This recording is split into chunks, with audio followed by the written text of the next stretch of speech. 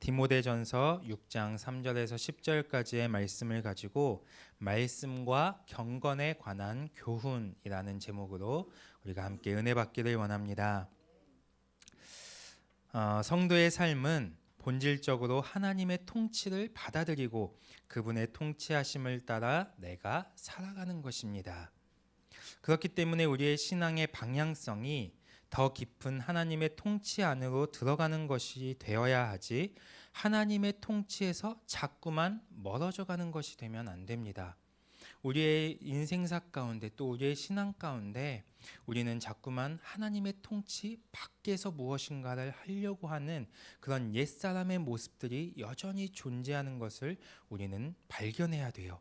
그리고 그런 것들을 발견하면 우리는 다시 말씀 안으로 깊이 들어가기를 힘써야 되고, 그 말씀의 질서 안에서 하나님의 통치가 나에게 온전히 임할 수 있도록 우리의 믿음을 세워야 되고, 그 진리체계 안에서 우리는 온전하게 신앙생활을 열어가야 됩니다.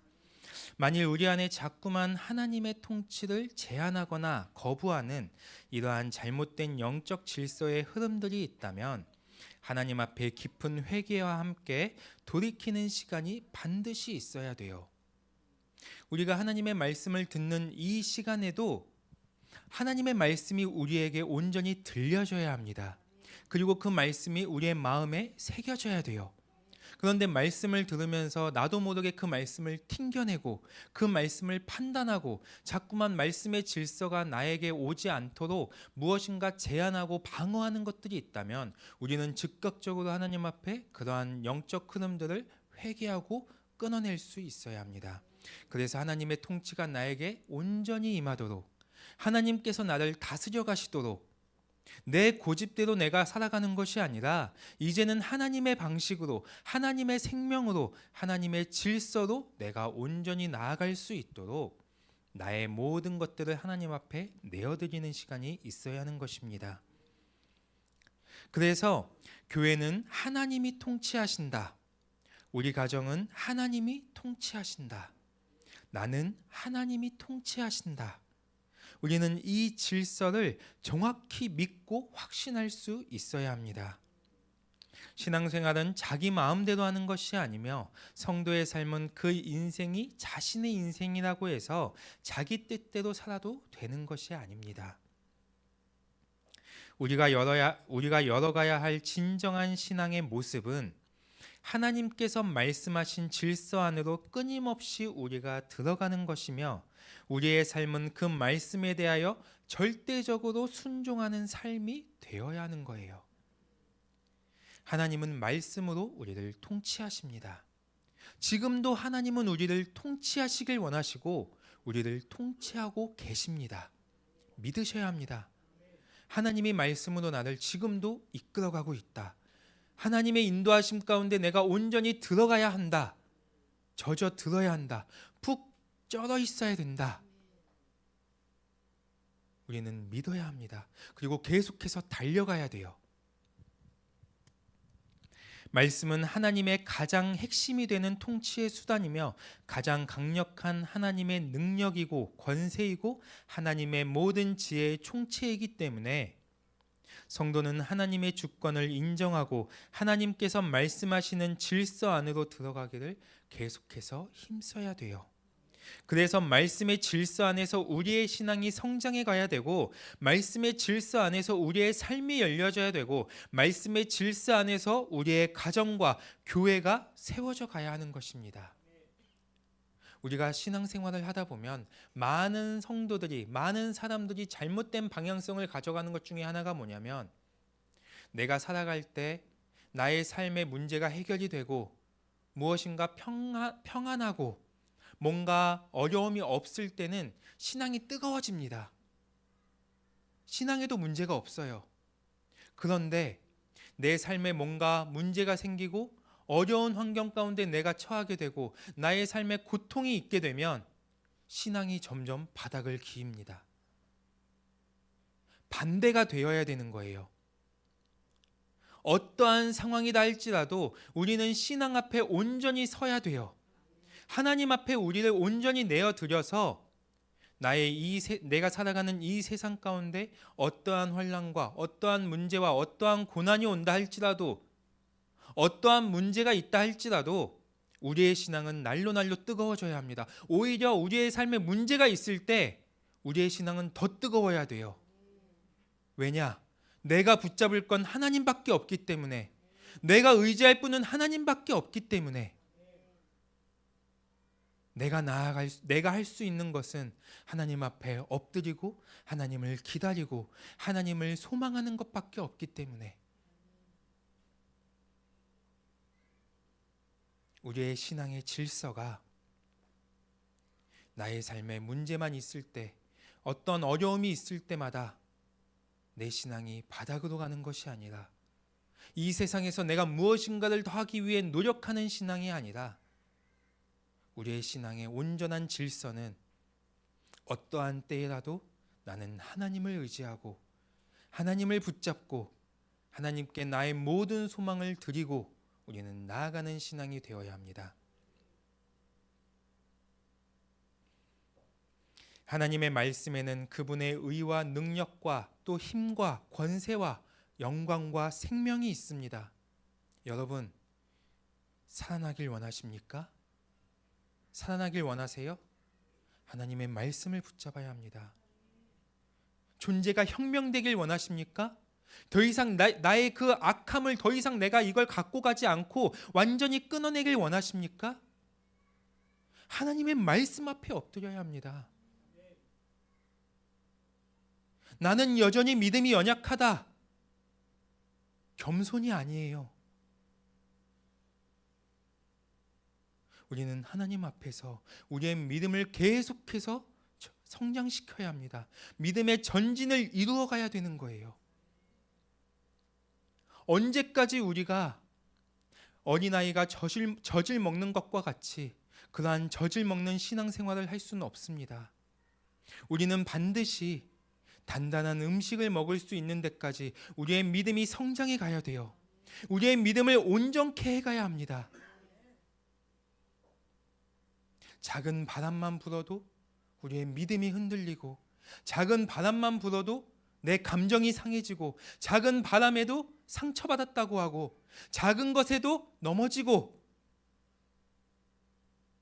끊어져야 합니다. 우리가 하나님의 말씀을 온전히 받아들이고 우리가 하나님의 말씀 앞에 온전히 서 있게 되면 넘어질 수 있어요. 하지만 일어서는 방법을 배웁니다. 순간적으로 마음이 다칠 때가 있습니다. 하지만 이것을 해결할 지혜가 우리에게 옵니다.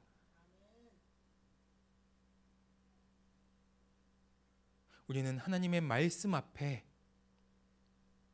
겸손해야 합니다. 하나님의 말씀 앞에 겸손한다는 것은 내 생각과 내 방식과 내 모든 힘을 다 내려놓고 하나님의 말씀을 온전히 받아서 그 말씀대로 내가 온전히 순종하여 나아가는 것입니다. 그래서 하나님이 나의 삶의 지혜가 되어주시고 나의 삶의 역사가 되어주시고 나의 삶을 이끌어가는 원동력이 되어주실 수 있도록 우리는 말씀 앞으로 나아가야 합니다. 그러므로 모든 성도는 반드시 믿음으로 말씀을 받고 말씀에 따른 방향성을 가지고 살아갈 수 있어야 돼요. 그리고 이제는 믿음으로 받은 그 말씀을 삶으로 가져가서 모두가 확실한 복음 안에 거하는 시간으로 우리는 나아갈 수 있어야 돼요. 하나님의 말씀은 우리로 하여금 능히 그리스도 예수 안에 있는 믿음으로 말미암아 구원에 이르는 지혜가 있게 한다고 성경은 말씀합니다. 뿐만 아니라 우리로 하여금 하나님의 사람으로 온전하게 하며 모든 선한 일을 행할 능력을 갖추게 한다고 말씀하고 있어요. 하나님의 말씀이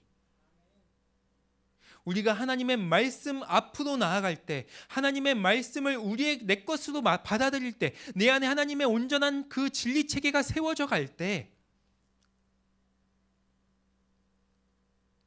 우리는 온전케 되며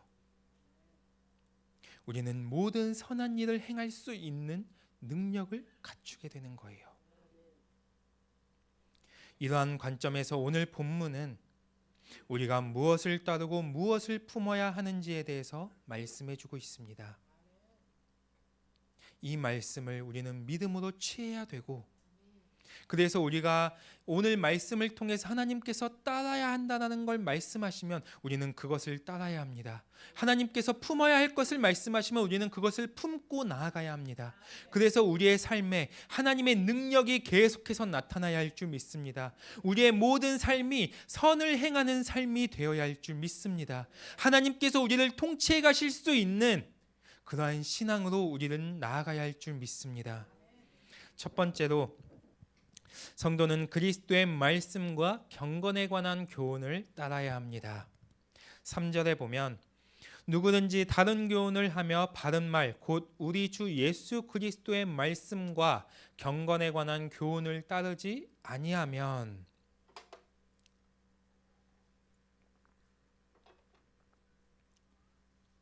우리가 디모데전서 1장 3절에서도 보면 사도 바울이 디모데를 에베소로 보내면서 그에게 권고한 것은 어떤 사람들로 하여금 다른 교훈을 가르치지 않게 하라는 것이었습니다.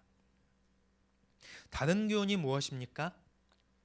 예수 그리스도의 복음, 즉 진리가 아닌 말씀의 질서에서 벗어난 모든 것은 비진리이며 다른 교훈이에요. 오직 우리 주 예수 그리스도의 복음만이 바른 말이며, 우리가 참된 진리를 먹으면 우리의 모든 삶의 방식은 경건으로 드러나게 되어 있습니다. 그리고 그 경건은 하나님을 드러내요. 우리의 입을 통해, 우리의 생각을 통해, 우리의 행함을 통해, 우리의 마음과 우리의 믿음을 통해 하나님을 드러내는 거예요.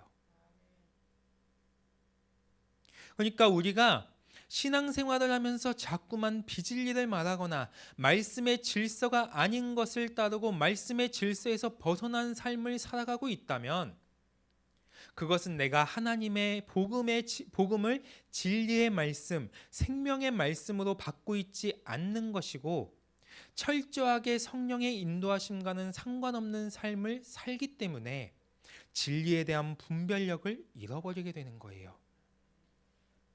특별히 마지막 때를 향해 갈수록 그리스도의 정확한 복음이 우리에게 선포되고 있다는 것은 하나님의 크신 은혜입니다. 그렇기 때문에 우리는 선포된 그 복음을 하나님의 진리의 말씀으로 받아서 내 안에 온전한 말씀의 질서가 세워질 수 있도록 힘써야 돼요. 그래서 이제는 우리의 입이 진리를 말하며 우리의 입을 통해 생명이 흘러가고 사랑과 축복의 말들이 나갈 수 있어야 돼요. 우리의 삶과 신앙도 마찬가지입니다. 우리의 삶을 말씀의 질서 안에서 모든 것을 풀어가고 말씀에 순종하고 말씀을 따라 행하는 삶이 되어야 돼요. 우리의 신앙이 하나님이 중심이 되어야 합니다. 그분의 말씀 안에서 견고하게 세워져가는 그러한 신앙이 될 수 있어야 돼요. 그런데 만일 우리가 여전히 말씀을 따르지 않고 자꾸만 말씀의 질서에서 벗어난 삶을 살아가게 되면 4절에 교만하여진다고 말씀합니다.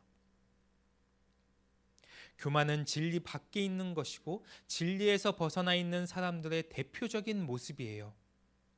리더뿐 아니라 다른 사람의 말을 잘 듣지 않고 은혜 받기를 거부하고 진리까지도 무시하는, 그래서 교만의 특징은 자기가 옳고 자기가 다 안다고 착각하면서 진짜 진리를 보지 못하고 은혜를 거부합니다.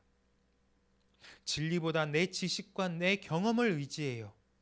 말씀에 따른 방향성을 제시해줘도 자꾸만 내가 생각했을 때 옳다고 생각되는 길로 나아가는 거예요. 이들은 자신이 다 옳고 다 안다고 생각하지만, 그러나 오늘 본문은 아주 정확하게 그들은 아무것도 알지 못하는 자라고 이야기합니다. 우리가 진리 안에 있고 진리를 제대로 알면 우리는 결코 교만할 수 없습니다. 제대로 알지 못하기 때문에 교만한 거예요. 하나님을 정확히 알면 하나님 앞에 엎드릴 수밖에 없고 예수님에 대해 정확히 알면 겸손할 수밖에 없습니다.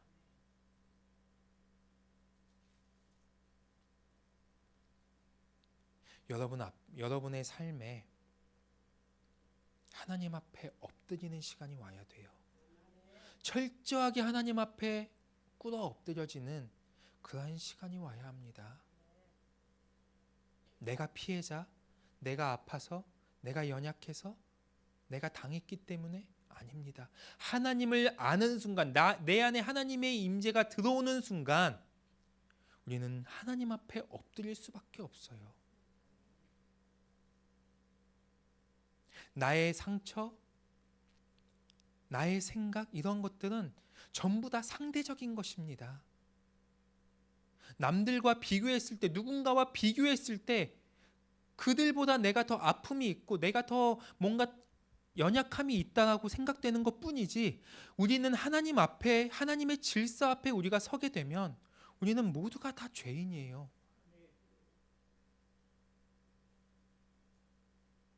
하나님의 기준에서 보면 그 죄의 크고 작음은 없습니다. 그냥 죄인이에요.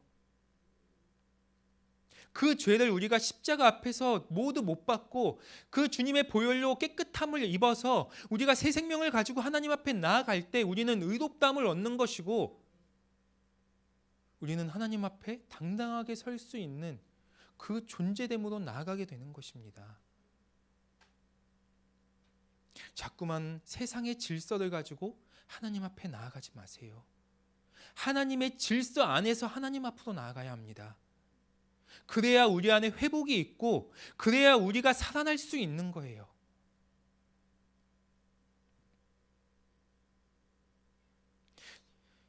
진리를 정확히 알면 내 마음대로, 내 지식과 내 경험대로 나아갈 수 없습니다. 그러므로 우리는 은혜 받기를 사모해야 돼요. 말씀의 은혜가 나를 덮고 말씀이 믿어지고 말씀이 나를 변화시키고 말씀이 나를 이끌어가는 은혜가 있기를 갈망해야 되는 거예요. 지금 이 갈망이 여러분 모두에게, 여러분 각자에게 모두 올라오기를 축복합니다. 말씀의 다스림을 받으세요.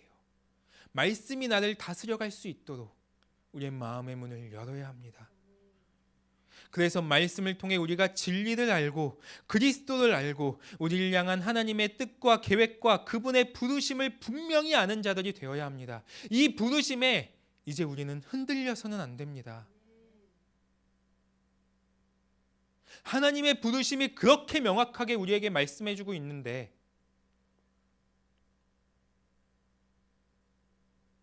자꾸만 내 눈에 보이는 것, 내가 판단이 되는 것으로 그것을 불평하며 그것을 거부하고 자꾸만 내 마음과 내 뜻대로 움직이려고 하는 것들이 이제는 우리에게서 완전히 끊어져야 합니다. 우리는 하나님의 부르심에 따라 움직이는 자들이 되어야 돼요. 그 부르심이 있는 곳에 내가 있기를 소망해야 하는 것입니다.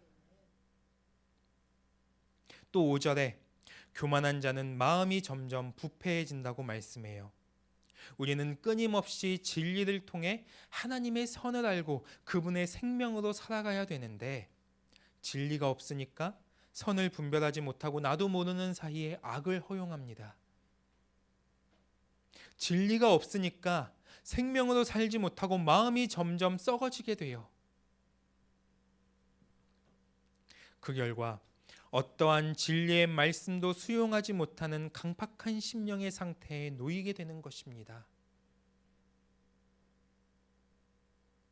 이들의 신앙의 목적은 그저 자신의 이익과 자신의 유익을 위한 수단이 되는 거예요.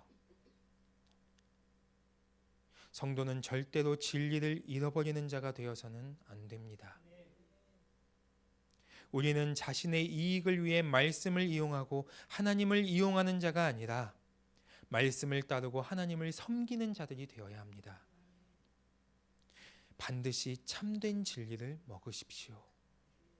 진리 안에 거하고 진리를 정확히 알아서 말씀의 질서를 따라 살아가는 자들이 되시기를 바랍니다. 그러면 하나님의 말씀이 여러분을 경건한 자로 이끌어갈 것입니다. 하나님의 말씀의 인도함을 받아야 합니다. 두 번째로 성도는 자족하는 마음을 품어야 합니다. 6절에 그러나 자족하는 마음이 있으면 경건이 큰 이익이 된다고 말씀해요. 여러분, 경건의 목적이 무엇입니까? 경건의 목적은 하나님을 경외하고 하나님의 뜻을 따라 살아가며 하나님의 성품을 닮아가고 하나님과의 깊은 교제를 이루고 하나님을 온전히 사랑하는 삶으로 나아가게 하는 것이 경건의 목적입니다. 단순히 이 세상에서 잘 되고 단순히 이 세상에서 착한 삶을 살아가고 다른 사람들이 봤을 때 그냥 단순히 좋아 보이는 그런 것이 경건의 목적이 아니에요.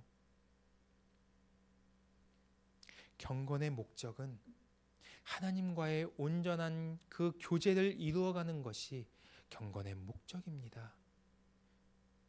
우리가 말을 조심해야 하고 우리가 생각으로도 죄를 짓지 않아야 하는 것은 그것을 통해 하나님과의 관계가 멀어질 수 있기 때문이에요. 단순히 누군가에게 보여주고 누군가가 봤을 때 저 사람 되게 좀 달라 보이네? 이런 대우를 받기 위함이 아닙니다.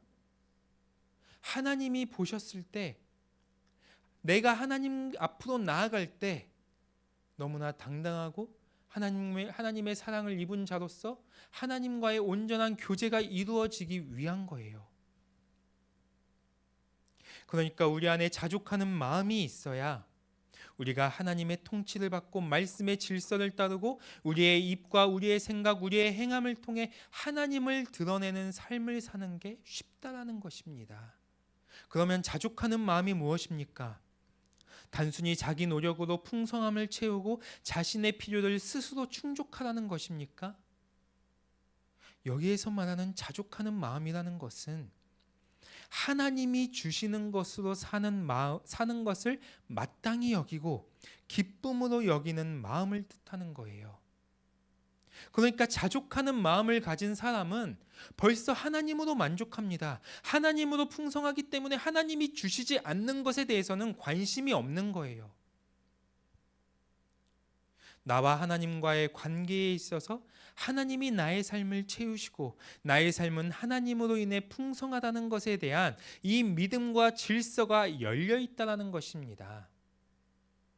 욥기 1장 21절에서 주신 분도 하나님이시오 거두시는 분도 하나님이시라고 욥이 고백하고 있는 것과 같이 성도의 삶의 모든 순간을 하나님의 주권 아래 두고 그분께 감사하며 그분으로 만족하는 삶을 살아갈 수 있어야 합니다.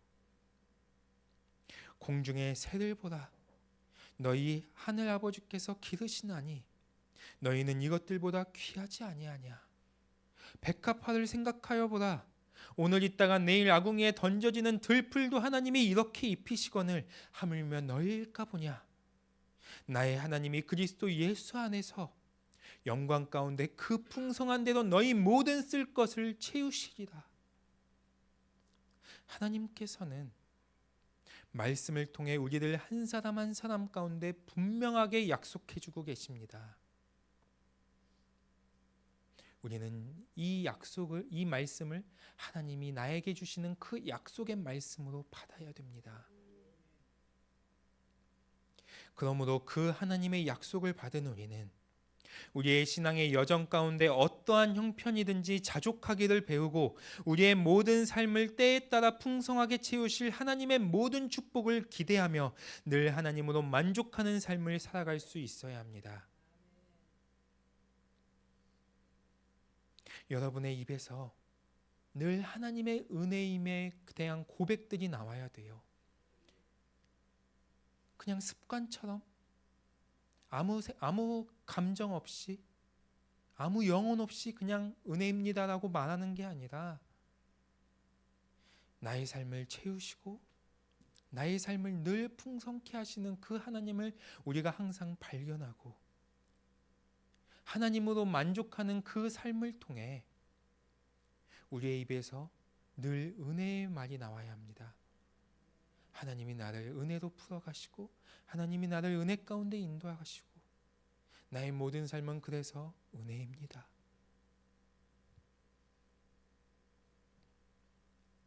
그래서 여러분의 삶을 하나님이 주시는 것으로 채우고 여러분의 마음이 하나님으로 날마다 풍성해져서 여러분의 신앙이 하나님을 느끼고 경험하고 하나님으로 만족하고 하나님을 온전히 신뢰하는 신앙이 되기를 바라며 여러분의 삶에 하나님의 통치가 온전히 임하는 삶이 되기를 주님의 이름으로 축복합니다. 7절에 우리가 세상에 아무것도 가지고 온 것이 없음에 또한 아무것도 가지고 가지 못하리니 결국 모든 사람은 빈손으로 왔다가 빈손으로 돌아갑니다. 이 질서에 대하여 전도서 5장 15절에서는 그가 모태에서 벌거벗고 나왔은즉 그가 나온 대로 돌아가고 수고하여 얻은 것을 아무것도 자기 손에 가지고 가지 못한다고 말씀하고 있어요.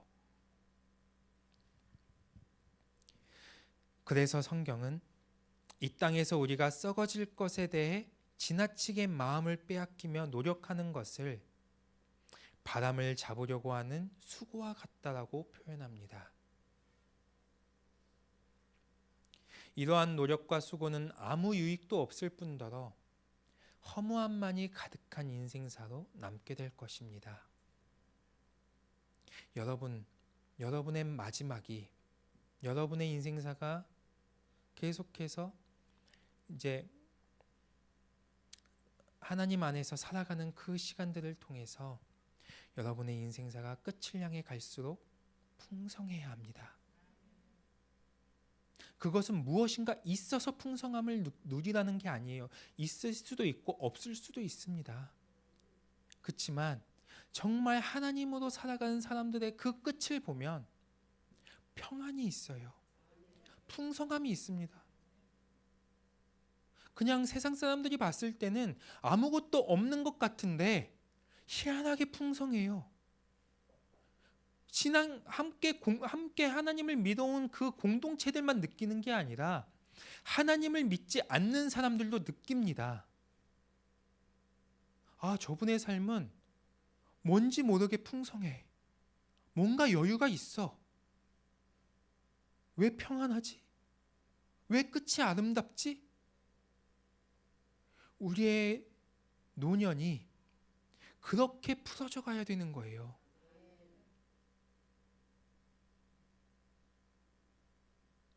여러분의 삶에 시간이 가면 갈수록 하나님의 풍성함이 임해야 합니다. 그래서 여러분의 삶의 그 끝에 절대로 허무함만이 남는 인생사가 되지 않아야 돼요. 성도는 자신의 인생사 가운데 하나님의 뜻과 질서 안에서 성실해야 하고 또 최선을 다해 수고할 수 있어야 합니다. 그러나 하나님의 뜻과 질서에서 벗어난 채 자신의 힘과 노력으로 자꾸만 무엇인가를 이루거나 채우려고 하면 그것이 우리 안에 탐욕으로 역사하게 되어 하나님의 사랑을 잃어버리게 되고 하나님께 죄를 범하는 자가 될 수 있다는 것을 우리는 항상 기억해야 합니다. 그러니까 우리의 수고와 우리의 성실은, 우리의 최선은 하나님의 질서 안에서, 하나님의 뜻 가운데, 하나님과 함께하는 그 시간 안에서 최선을 다할 수 있어야 되고, 하나님이 나에게 맡기신 그 일을 우리는 성실하게 행할 수 있어야 하는 것입니다. 자족의 반대말은 부족함이 아니라 탐욕입니다. 탐욕은 만족함도 없고 우리를 우매하게 하며 하나님께로부터 떠나게 한다고 성경은 말씀하고 있어요. 그러니까 결국 우리의 인생사 가운데 자족하는 마음이 경건의 이익이 되는 이유는 탐욕의 마음은 우리로 하여금 하나님에게서 멀어지게 하고 하나님과의 관계를 단절시키지만, 자족하는 마음은 하나님으로 만족하게 하고 우리가 하나님께로 더 깊이 나아가게 하며 하나님께서 주시는 것으로 우리가 하늘의 상급을 쌓는 삶을 살아가게 하기 때문인 것입니다. 그러므로 우리는 세상으로 살아가는 자가 아니라 하나님으로 사는 자들이 되어야 합니다.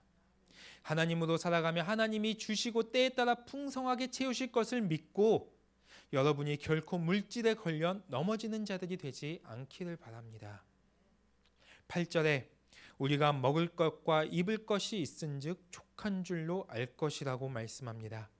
여기에서 우리가 집중해야 할 것은 단순히 우리에게 있어서 최소한의 의식주가 해결되는 것에 우리가 만족해야 한다는 것이 아니에요. 여기에서의 핵심은 우리의 중심이 이 땅에서 더 좋은 것을 먹고 더 좋은 것을 입고 더 나은 삶을 살아가는 것에 목표를 두는 것이 아니라 우리의 모든 필요와 상황을 아시고 채우시는 하나님께 집중하고 우리의 중심을 하나님께 둘 수 있어야 한다는 것입니다. 이것에 대하여 마태복음 6장에서 예수님은 너희는 무엇을 먹을까 무엇을 마실까 무엇을 입을까 염려하지 말라. 너희 하늘아버지께서 이 모든 것이 너희에게 있어야 할 줄 아신다고 말씀하고 있어요. 우리가 보면 하나님이 주신 것들로 살아가는 사람에게는 만족함이 있습니다. 그들의 삶은 뭔가 대단한 게 있지 않아도 늘 감사가 있어요. 하나님의 은혜를 말합니다. 삶의 여유가 있음을 볼 수 있어요. 그러나 자꾸만 자기 힘으로 무엇인가를 채우려고 하는 사람은 아무리 많은 것을 내 안에 채워도 만족함이 없습니다. 늘 부족하고 늘 없는 것만 보면서 있는 것에 감사하지 못해요. 그러니까 삶을 대하는 태도가 항상 불평과 불만이 있고 다른 사람의 잘되면 축하해 주지 못하면서 늘 비교하고 늘 인색해지기 시작합니다. 결국 만족이라는 이 조건은 우리의 형편과 환경에 의해서 좌우되는 게 아니라는 거예요.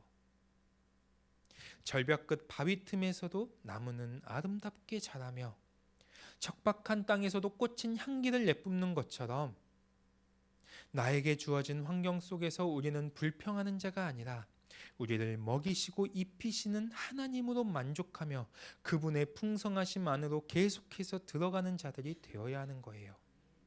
그런데 보면 많은 사람들이 착각하는 것 중에 하나가 뭐냐면요, 우리가 먹을 것과 입을 것이 있은즉 족한 줄로 알라고 말씀하니까 하나님이 우리를 부유케 하지 않는다라고 생각해요. 하나님을 의지하고 하나님으로 살아가면 늘 가난하고 늘 쫓겨다니면서 어찌 살아가는 삶일 거라고 생각합니다. 그러나 하나님은 우리를 그렇게 인도해 가시는 분이 아니세요. 내 그릇이 그렇게밖에 되지 않는 거예요. 내 믿음이 하나님의 것을 내가 온전히 취하고 하나님의 그 축복을 내 안에 온전히 가져올 수 있는 준비가 아직 되지 않은 거예요. 그런 사람에게 무엇인가가 던져졌을 때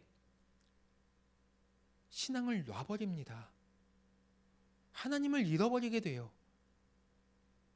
하나님의 기준에서, 하나님의 관점에서는 절대 그것이 덕이 아닌 것입니다. 오히려 저주예요.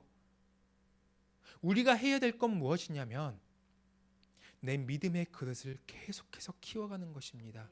자족하는 마음을 가지고 내가 하나님으로 만족하는 삶을 계속해서 살아가면서 내 믿음이 하나님이 무엇을 주셔도 어떠한 상황에 나를 데려다 놓으셔도 내가 하나님을 잃어버리지 않고 하나님을 놓치지 않고 늘 하나님의 은혜를 말하며 하나님의 풍성함을 내 안에 가져오는 삶으로, 그러한 믿음으로 우리가 나아가야 하는 것입니다. 그러한 믿음의 걸음을 우리는 멈추지 않아야 돼요.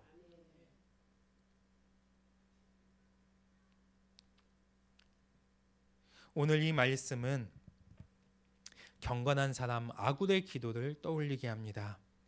잠언 30장 8절에서 9절에 보면 나를 가난하게도 마옵시고 부하게도 마옵시고 오직 필요한 양식으로 나를 먹이시옵소서. 혹 내가 배불러서 하나님을 모른다 여호와가 누구냐 할까오며 혹 내가 가난하여 도둑질하고 내 하나님의 이름을 욕되게 할까 두려워함이니이다. 아고레의 기도에서 그의 관심이 무엇입니까? 그가 이토록 간절하게 붙잡고 있는 것이 무엇입니까? 오직 딱 하나예요. 하나님과의 관계. 그의 중심에는 하나님이 계시기 때문에 그는 자족하는 마음을 가지고 하나님께로 나아가는 거예요. 여러분의 중심에도 오직 하나님이 계시기를 바랍니다. 어떠한 환경과 상황에서도 하나님께 감사하며 하나님께서 책임지실 것을 믿고 그분께로 나아가는 귀한 주님의 성도들이 되시기를 축복합니다. 9절에 하나님은 우리의 모든 필요를 아시며 우리를 끝까지 책임지시는 분이십니다. 그럼에도 우리가 자족하는 마음을 가지지 않고 여전히 자신의 삶의 부족함만을 바라보면서 불평하고 염려한다면, 그래서 자신의 삶의 이익을 위해 물질을 쫓는 것에 우리의 마음을 빼앗기게 되면 시험과 올무와 여러 가지 어리석고 해로운 욕심에 우리가 떨어지게 된다고 하나님은 우리에게 경고하고 계십니다. 여기에서 시험은 유혹을 뜻하는데, 우리가 하나님의 말씀을 듣고도 세상의 염려와 재물의 유혹에 빠지게 되면 우리는 결코 말씀의 열매를 맺을 수 없을 뿐만 아니라 우리의 믿음이 흔들리게 되고 하나님에게서 멀어지게 된다는 것입니다. 또 올무는 사단의 덫을 의미하는데, 우리를 넘어뜨리기 위해 사단이 교묘하고 은밀하게 쳐놓은 덫에 빠지게 된다는 거예요. 그리고 점점 더 깊은 수렁으로 사단은 우리를 끌고 들어갑니다. 또 보면 여러 가지 어리석고 해로운 욕심에 떨어지게 된다고 말씀해요. 그러니까 우리의 마음이 하나님이 중심이 아닌 재물과 다른 것들에 우리의 마음을 빼앗기게 되면 우리의 눈은 어두워지고 생각이 우둔하여져서 올바른 판단과 분별을 하지 못하게 된다는 거예요.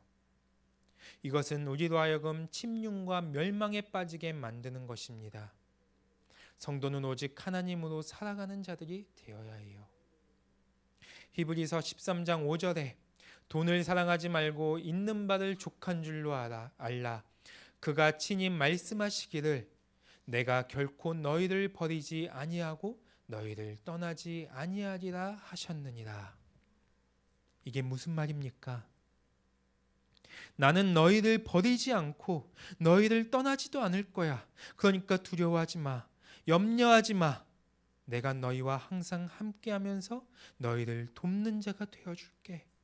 너희를 인도해줄게. 너희의 필요를 내가 채워줄게. 주님이 우리에게 말씀하시는 것입니다. 믿으십시오. 주님이 여러분에게 하신 약속입니다.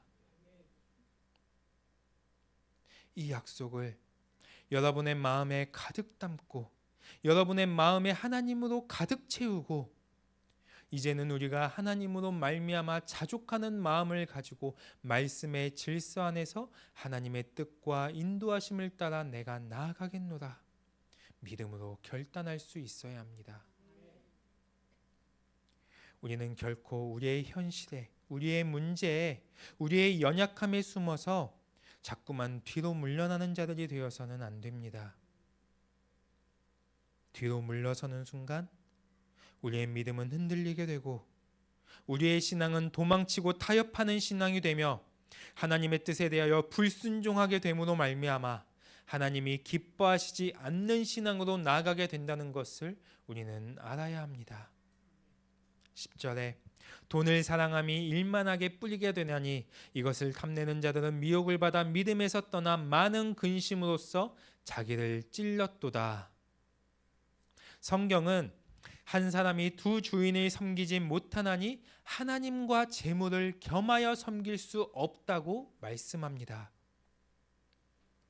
하나님을 믿는 우리는 하나님만을 사랑하는 자들이 되어야 합니다.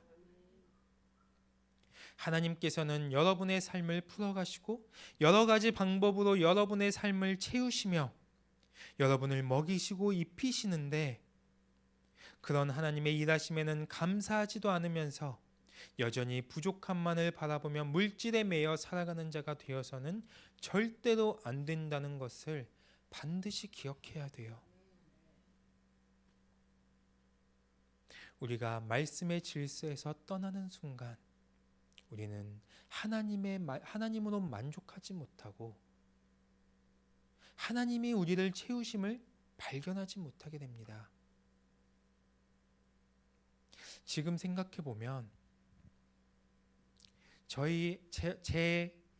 지금 이전에 저의 모든 삶은 하나님의 채우심이었고 하나님의 풍성함이었음을 너무나 깊이 깨닫게 됩니다. 제가 하나님을 알지 못했을 때, 제가 중학교 때 저희 집이 이제 학교에서 급식 이렇게 하잖아요. 그럼 그 급식통을 받아서 이제 저희가 먹었어요. 며칠을 이렇게 계속, 그러니까 한번 이렇게 받아오면 그 음식을 가지고 며칠을 먹는 거예요. 그래도 남아요. 너무 많아. 근데 그때는 그게 너무 싫었어요. 불편했고 그냥 그게 창피했어요. 지금 생각해 보니까 그게 너무 큰 은혜인 거예요. 하나님이 이렇게도 우리 가정을 먹이고 계셨는데, 채우고 계셨는데, 하나님을 보지 못하고 하나님을 알지 못하니까, 하나님을 잃어버린 상태에 있으니까 그게 하나님의 은혜인 걸 깨닫지 못하는 거예요. 분별하지 못하게 되는 거예요. 저는 지금 누가 좀 줬으면 좋겠는데 반찬 걱정도 안 해도 되고 그걸 가지고 나눌 수도 있고 좀 누가 좀 주면 좋겠는데 지금은. 근데 하나님을 모르니까, 하나님과의 관계가 닫힌 상태에 있으니까 그런 사소한 거 하나가 하나님의 은혜임을, 하나님의 채우심임을 모르고 지나가는 거예요. 그냥 모르고 지나가면 너무 다행인데, 그 시간을 불평하면서, 그걸 불편해하면서, 창피해하면서 그걸 하나님의 은혜로 누리지 못하고 지나가게 되는 거예요. 그 시간 가운데 내가 하나님의 은혜를 온전히 느꼈다면, 하나님의 풍성함을 내가 내 안에 온전히 가져왔다면, 저는 지금보다 더 나은 삶을 살아갈 수도 있었을 거예요. 지금보다 더 큰 믿음을 가지고 하나님 앞에 나아갈 수도 있었을 거라고 생각합니다. 물론 지금이라도 그걸 깨닫게 하시고, 지금이라도 하나님 안에서 내가 믿음으로 하나님을 바라보며 하나님을 붙잡으며 하나님의 풍성함을 가져오기 위해서 하나님의 은혜를 내 삶에 계속해서 고백하는 삶을 살아가게 하시는 그 하나님의 은혜가 너무나 크지만, 여러분의 삶에 지나온 시간들이 이런 후회가 되는 삶이 되면 안 된다는 거예요. 오늘 하루 가운데, 지금 이 시간 가운데에서도 하나님이 여러분을 풍성케 하시고 여러분을 채우시고 여러분을 인도해 가시는데, 그걸 내가 발견하지 못하고 지금의 내 삶을 불평하고 불편하게 생각하면서 자꾸만 한탄하면서 그 시간을 허무한 시간으로 만들면 안 됩니다. 모든 시간 속에서 하나님이 나에게 역사하시고 하나님이 나에게 일하시는 그 은혜를 우리가 볼 수 있어야 돼요. 분별할 수 있어야 합니다.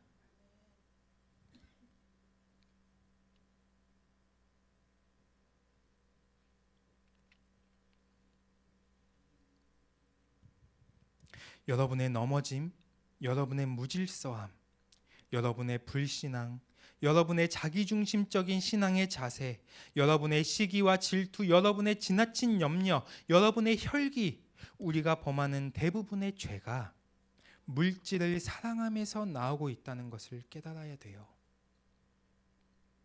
저희 부모님도 물질 때문에 가장 많이 싸웠어요. 물질이 아니었으면 아마 손에 꼽힐 수도 있어요. 우리가 죄를 범하는 많은 것들이 이 물질 때문이라는 것을 우리는 기억해야 합니다.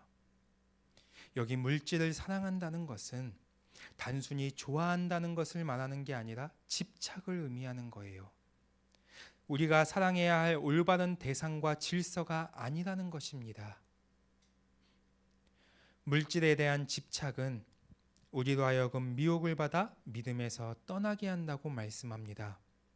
우리가 살아가는 데 있어서 물질은 중요하고 또 있어야 하는 것이지만 그 물질을 사랑하고 집착하게 되면 우리는 하나님의 질서에서 이탈하여 믿음을 잃어버리게 되고 하나님의 사랑에서 떠나게 됩니다. 여기 많은 근심으로써 자기를 찔렀다는 것은 바늘과 같은 것으로 그냥 단순히 콕콕 찔렀다는 것이 아니라 도축장에 보면 짐승들이 쇠 갈고리에 꿰어 있는 것처럼 물질을 쫓아 살아가는 우리들의 모습이 항상 깊은 절망과 슬픔에 빠져 물질이라는 쇠 갈고리에 꿰어 생명 없는 자의 모습으로 살아가게 된다는 것입니다. 나는 과연 이 물질에 대한 집착이 있지 않은지 돌아봐야 돼요. 내가 사랑해야 할 대상, 우리의 사랑에 대한 올바른 질서는 오직 하나님이 되어야 합니다.